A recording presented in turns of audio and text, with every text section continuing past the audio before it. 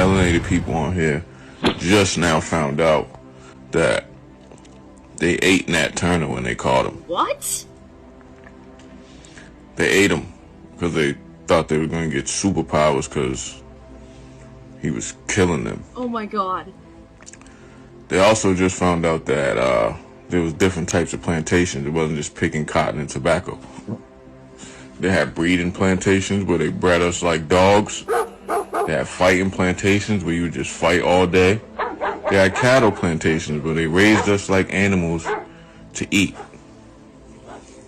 They made leather out of our skin. Oh my god! They made furniture out of our skin and filled it with our hair.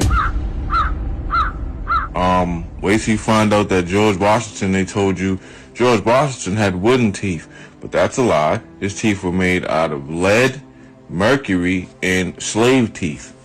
And horse teeth. They used to use us for extra spare body parts.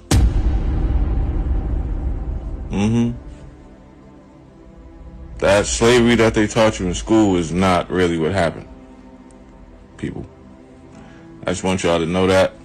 Is teaching white Americans how white slave owners raped, beat, humiliated, mutilated, murdered, and cannibalized their slaves. Accurate history is teaching that George Washington's false teeth were made out of his slaves' teeth. Accurate history is teaching that Abraham Lincoln may have said some words and signed some shit, but he did not physically do anything to free the slaves. The white abolitionists also often get almost total credit for freeing the slaves. I bet you've never even asked yourself what the slaves were doing to free themselves, and the answer to that is most of the fucking work, including giving the ultimatum of war. But then we get a bunch of white people mad that their kids might feel guilty if we teach real history. It's not about your white child's feelings. Teaching accurate history isn't about white people's feelings, but that does sound like something that someone who's only ever been taught a white glorifying version of history would counter with. Let her cook. Ask why we ever felt like we needed to curate